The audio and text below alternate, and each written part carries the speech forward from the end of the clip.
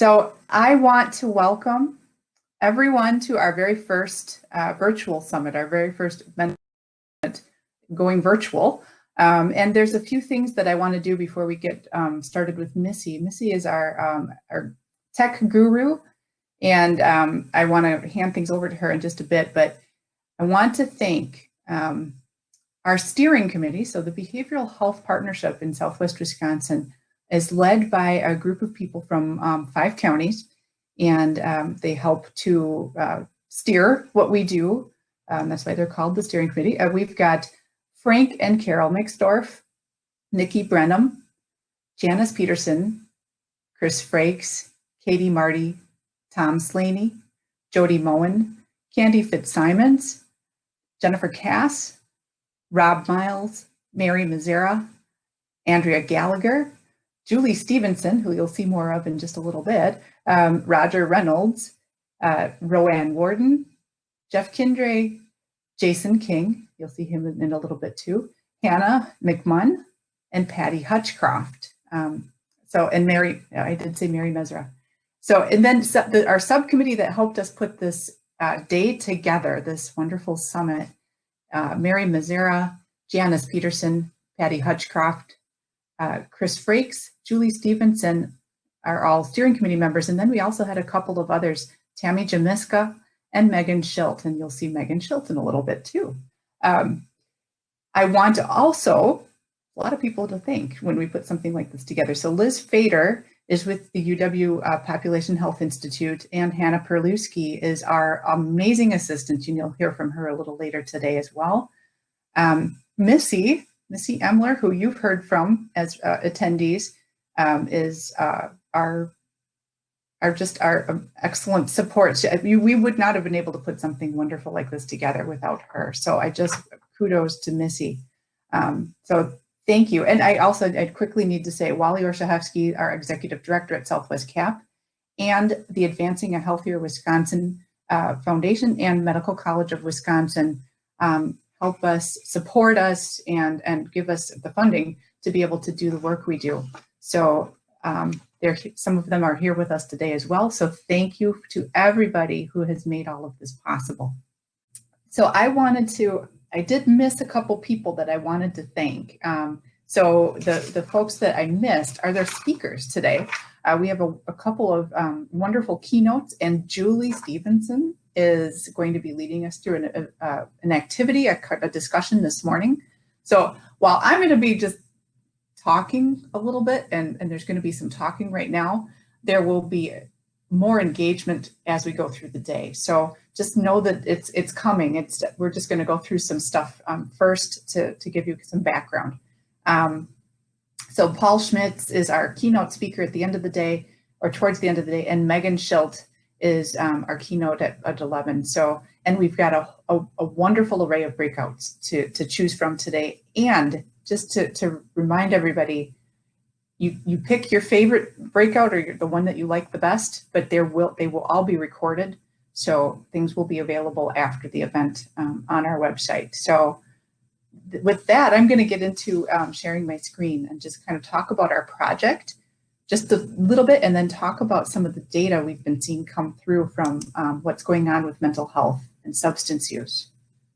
So this is our project. It's really kind of a nutshell slide because I don't want to spend a lot of time on this. I want to talk about so many other things today, and we've got lots of wonderful people speaking about so many other things. But just to give you a sense, our behavioral health partnership is based in 5 counties in Southwest Wisconsin. We are actually one of 10 projects funded through the Advancing a Healthier Wisconsin Foundation or endowment at the Medical College of Wisconsin.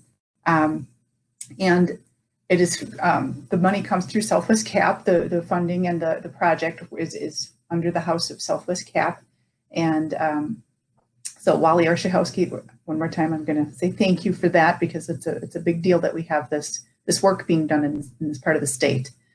So we're also supported by the faculty at Medical College of Wisconsin. We are in Grant, Green, Iowa, Lafayette, and Richland counties, and our work is all of the projects are working toward improving behavioral health. That was what we all we're charged with to doing. We are all doing it differently. So our project here in Southwest Wisconsin has decided to work on access to care and support. And we're doing this through increasing acceptability, which is similar to, and basically the same thing as reducing stigma and just improving our ability to talk about and about mental health. Accessibility is our second strategy. Accessibility is finding the resources, knowing how to get to them. And so we're specifically working on something called the Network of Care, which is a website navigation tool. There's some other things we're doing too to improve the systems. And then we've got availability as our third strategy. Availability is basically increasing the kinds of resources we do have available, the number and kinds of resources that are here in this part of the state. So for example, peer support. That's one big thing we really want to work on. So that I will go to the next slide, because what I really want to talk about today, we want to talk about the future. We want to talk about things that are important to us, but we had some of you answered a couple of questions I sent out in an email, and I appreciate you taking the time to write those answers. So I've included some of the summary of that in this. But first, we're going to talk about some data. So here is just a snapshot of what's been happening. So I know that a lot of us have talked about what it feels like that there's been an increase in anxiety and depression since this pandemic started. And if you thought this, you are not wrong. Data is bearing that out, that as of January through June of 2019, the first half of 2019, 11% of US adults were experiencing anxiety and depression. And then by January of 2021, per a survey by the Kaiser Family Foundation, over 40% were experiencing anxiety and or depression. This is a big jump. This is a huge jump. It's a fourfold change in how many adults are experiencing this. But I wanted to talk a little bit about the differences between groups of adults and how they're experiencing it. You can see from this slide that younger adults are experiencing more anxiety and depression. It kind of tapers off as people get older. So as older groups are experiencing less, according to this Kaiser Family Foundation survey. But there's a few other differences as well, and I'm not going to show you all the slides, but you can imagine that the group that had job loss versus the group that did job loss, that those that lost jobs are experiencing more depression and anxiety. People with lower incomes are experiencing more depression and anxiety. People who have children in the home and are trying to manage all of these different things at the same time, and the children's mental health as well, they're experiencing more depression and anxiety. So that's something to point out, that there are differences amongst adults as well. The essential workers. This is really important to notice too, I think. I wanted to include this slide. So those that have experienced anxiety or depression, those who have increased or started to use substances to deal with the stress, and those that have seriously considered suicide. Those numbers have jumped or are higher for those that are essential workers. So this is not, I guess, not surprising, but it is. To me, it was very surprising to see the difference between these groups, and just how marked it is. How it was pretty upsetting to see these numbers. So I'm going to go on and talk about what you shared with us in responding to the questions we asked. Well, I forgot a slide. Overdoses, opioid overdoses have also seen some increases. You know, there's different patterns here that you can see, and I didn't do all of the work to figure out exactly what those might mean, but you do see like January of this year. So that red line on the left-hand side, the light blue is 2019, The medium dark blue is 2020, and that red line above January is the this year, of January of this year. So you're seeing an increase, and that isn't, I guess, not surprising either, that the way that we handle stress, the way that we handle increased mental health problems is sometimes drug use. There's a lot of other factors. But let's talk about what you responded to these questions, because I think it was really helpful for me to read some of these responses. What kept us up at night? We asked this question, what kept us up at night this last year? Issue number one that rose to the very top was divisiveness, these polarized views and lack of civility. People have really made the connection between this and how it damaged relationships, both in their families, in close relationships, and in their community relationships. So, and I like that quote, the bubble thinking and strong opinions. We're really very divided. And that's very upsetting to people, damaging mental health. Isolation was close, which is totally understandable. Loss of relationships, anxiety and depression that are related to this isolation, reduced social skills with kids, that there's some concern from parents and others that love kids that things are diminishing for them. Lost time with loved ones. This really that hit me. So again, it really helped to see this, but it was also really sad. Grieving the grief. We haven't been able to gather to grieve. So I liked the comment one person made, face-to-face cannot be replaced by Zoom. And that this personal connectivity offers safety and comfort, and we're missing that. But we will see when we look at the answers to the other question that sometimes there's things that help.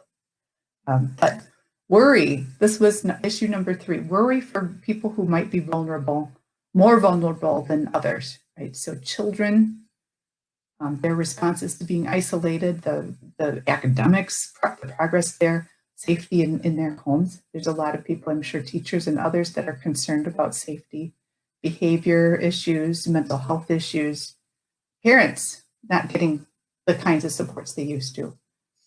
And then I've been worried about this too, the elders, our elderly population.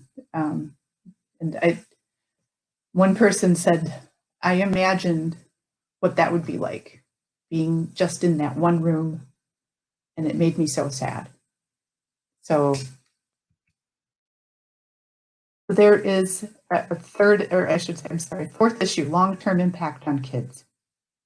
We're very concerned about this, how, division, politics, economic security issues, mental health, climate change, all of these things that we're so concerned about for their future. I'm really worried about what their world will be like. And of course, the economic impact, the job loss, food and housing insecurity. And I was just a lot really hit by how people described this loss of the long-time small businesses. And it really dawned on me what our main streets are going to look like as we emerge. I'm hoping that we are very resilient. But that was a big one that came up for people. And anxiety, that permeated everything. And there was fear about getting sick, losing people to the illness. When will this end, this law, not being able to control what's going on, or make it end, make it stop? So it just was in every this question, anxiety. And then we asked this question, what's something positive we will take with us? And this is actually a photo of a piece of art that my daughter made when she was 14, and I call it resilience. It's a seedling. It's actually my parents' deck. It's a seedling growing from the crack in my parents' deck. So the biggest thing that they said we would take with us or you said we were taking with us is slowing down and prioritizing. I love that. The sense that we've had a chance to really be together with our families and have those deeper connections, board games, family dinners, more time for yourself and solitude. That's really important to mental health. We know that. Recognizing how much the rat race takes from us, just knowing what that feels like to not be as much in that rat race. So not everybody experienced all of these things, and there's actually some people that recognize this, that some people had more of these experiences than others. Gratitude and appreciation. This is a very close to number 2 for a theme emerging. So recognizing the value of what we have, what we were able to hold on to and cherish, those close relationships, homes, nature, being out in nature. And the other thing that we really valued was the things we didn't have access to. So community, being able to get together, socialize, cultural events like theater, like music, and concerts and things like this. So we're feeling a lot more appreciative of what we have and what we did have and will have again. Flexibility and creativity. They say necessity is the mother of invention. So we've been very flexible. We've been pretty creative. Workplaces and working from home, this might continue. And people are hoping and seeing this as a positive. Telehealth and telemental health has been a really big part of this time and has pushed us ahead on using that more. Schools have got more options going forward as well. Strength and generosity. This is another one people saw as a big positive. We really have seen us be resilient, work together to solve problems. We've come together to help others, and a lot of resonating around how we've been able to be resilient, how strong we are. I'm just going to put these next couple quotes, and I know we're going to be moving into the next exercise in just a second here. So I'd love to share this with everybody, and it'll be up on our website. Let's move into, we've got an interactive activity here coming up called a thought exchange. I don't know, Missy, if we're ready for that. She's on her way, so just 1 second. Okay, perfect. I'll just move on to my next slide here while we're hanging on. These were kind of those pithy quotes, they called them. The most positive thing about this last year is that the pandemic has use of telehealth and other virtual platforms. For schools, virtual learning may have allowed us to find alternatives to help students with learning that may struggle with in-person settings. So this is a really big, a couple of really important things. All right, I can stop sharing. Thank you. And Heidi is with Thought Exchange, and she's wonderful. I'm going to mute myself and let her talk about her. Hi, everybody. Good morning. Great to be here. Hope everybody's enjoying their day so far. I'm looking forward to the day as much as you probably are, learning and growing and collaborating. We're going to participate in a thought exchange. I don't know if anybody here in this particular audience has participated in one, but I think you're going to enjoy it. You're going to have a chance to interact with one another. You're going to be able to share your thoughts around a particular question and then rate the thoughts of others based on how you agree with it, how you resonate with it. So I'm going to share my screen. There we go.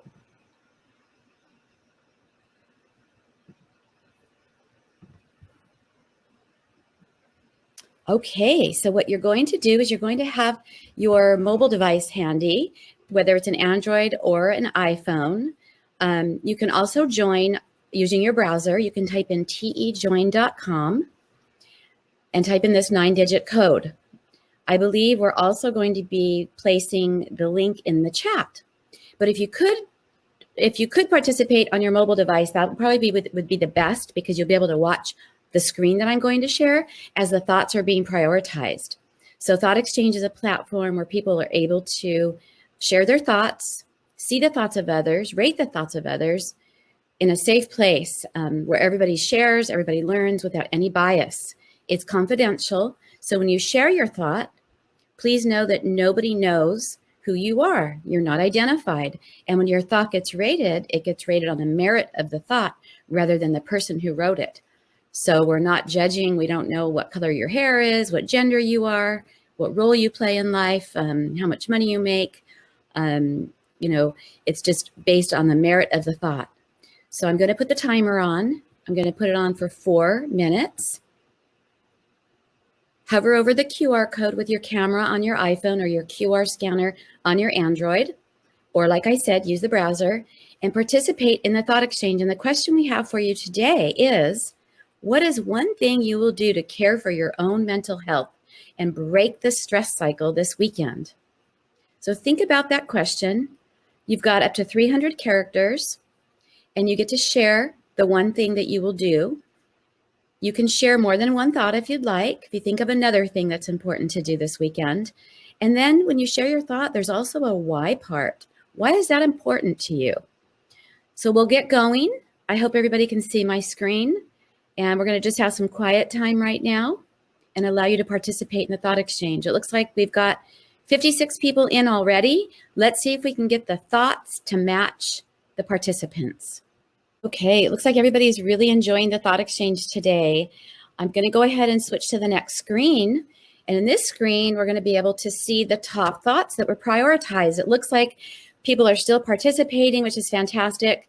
We probably had some people that came in a little bit late and joined late. We've got over 2,000 ratings. This is fantastic. So it looks like our top thought today is spend time outdoors.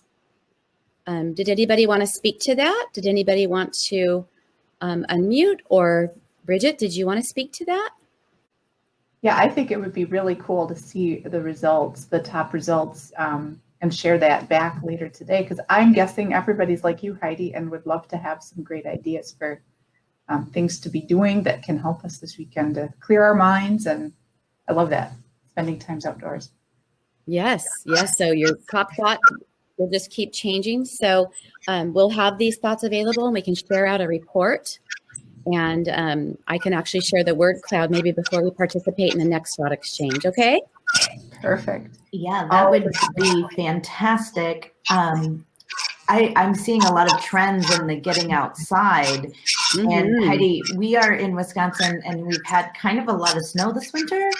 And the weather, there's lots of sun here today, and the weather is supposed to be even greater this weekend. So we're really excited about that.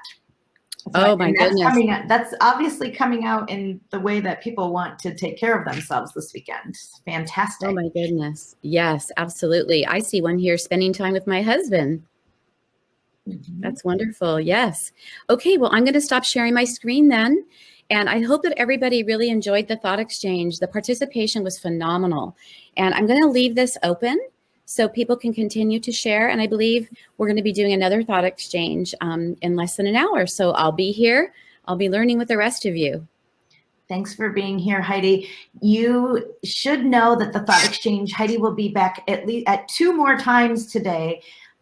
So just stay tuned, and we did sort of an easy question this time, and you'll be interacting with the content of the day more in the next one.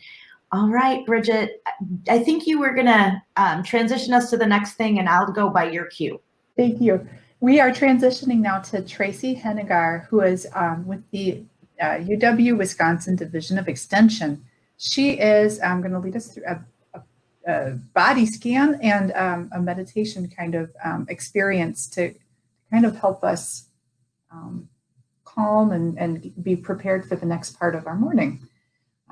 Thank you, Tracy. On stage with you right now. All right. Are you able to hear me okay? Yes, we can hear you. Very good. I just have to figure out my technology here and then we're good to go. So thank you for inviting me to be a part of your morning here today. Today's focus is on understanding how the COVID pandemic is impacting our mental health and on how we can grow through this shared adversity that we're experiencing.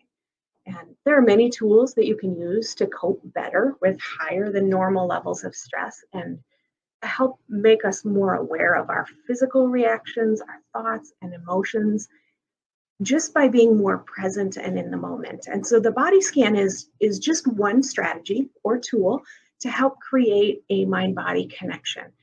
It is just a strategy. It does not work for everyone, but for many, it can bring really, really powerful benefits. For some, this strategy can help them fall asleep at night, deal better with pain or with anxiety and depressive thoughts, and control negative thoughts. So improving our awareness supports not only our physical health, but also our mental health as well.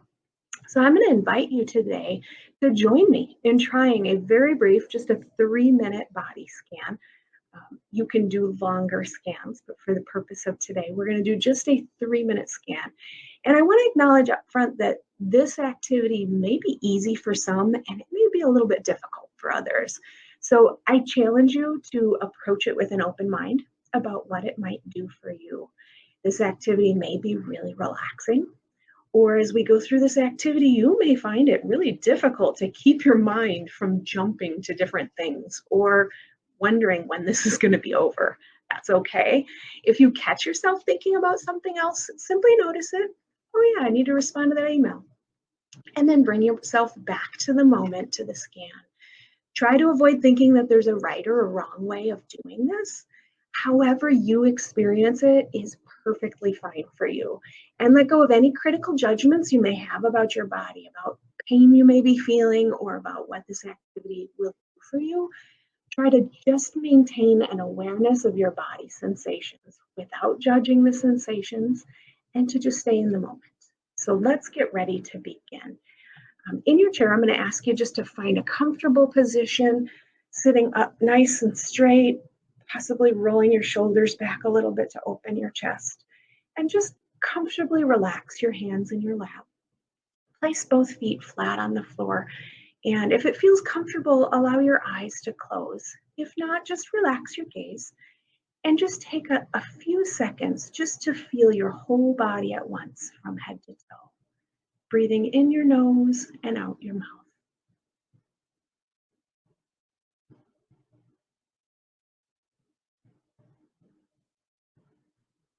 Now bring your attention to your feet.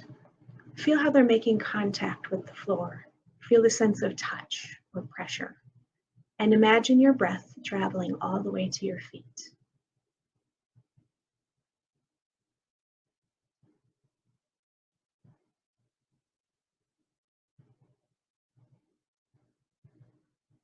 Let go of your attention from your feet and bring your attention to your legs. Notice what's present in this part of your body. And feel your breath going down through your legs and relaxing your leg muscles.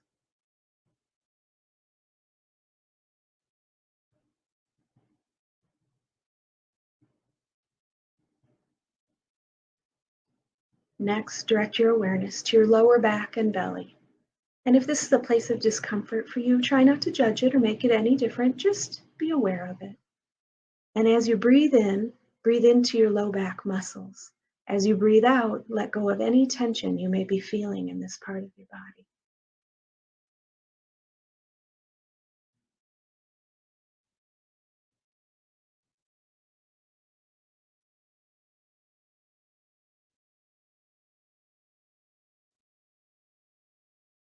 Now bring your attention up to your shoulders and neck.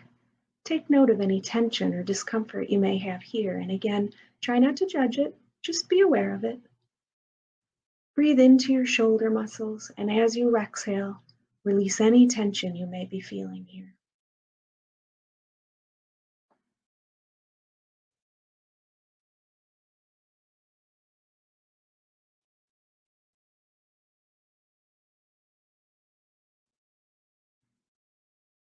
Now bring your full attention back to your body as a whole.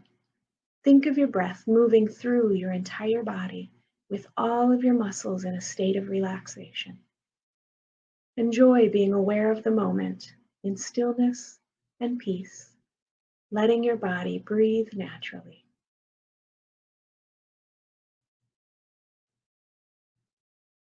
And when you're ready, slowly bring your attention back to your space, gently opening your eyes. And as we wrap up, just take note of how you're feeling at this point without judgment.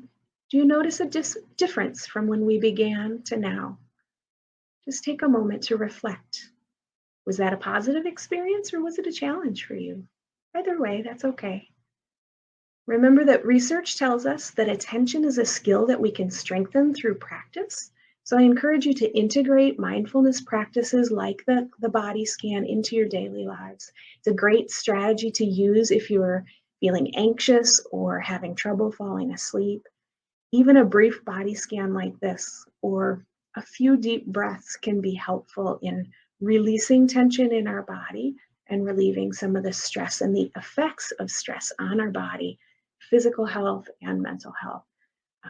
Again, as I mentioned in the beginning, there are much longer guided meditations available online with different voices, with music, nature sounds. Explore what works best for you, but integrate this into your ongoing practice. And I think that you may find some incredible benefits in relieving some of the stress of this pandemic. Thank you for inviting me to come out. I'll hand it back over to Bridget. There we go. Thank you so much. That was so relaxing and so actually energizing too at the same time.